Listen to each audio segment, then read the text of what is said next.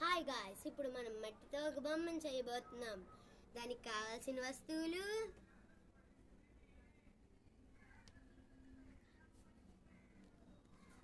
ఇప్పుడు కొంచెం మట్టి తీసుకొని ఇలాగా సాఫ్ట్గా చేసుకో.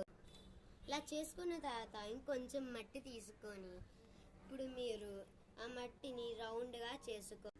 ఇలాంటివి 2 చేసుకోవాలి. ఇలాగా చేసుకోవాలి.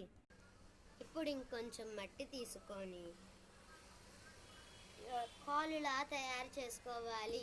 ఇలా చేసుకున్న తర్వాత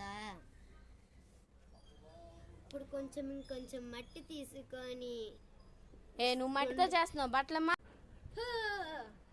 గాయ్స్, అందుకే మీరు ఎప్పుడు ఇలాంటి మట్టి పనులు చేసినప్పుడు అమ్మ చెట్టక ముందు అమ్మ ఆఫ్ అండ్ టీ షర్ట్ వేసుకొని చెయ్యండి. ఇప్పుడు మనం వీడియోకి వెళ్ళిపోదాం.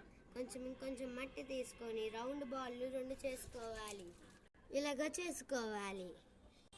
ఇప్పుడు మనం దీన్ని ఇలా ఇక్కడ పెట్టుకొని తర్వాత ఇంకో దాన్ని ఇక్కడ పెట్టుకోవాలి. ఇంకొంచెం మట్టి తీసుకొని ఇప్పుడు మనం తొండను తయారు చేద్దాం.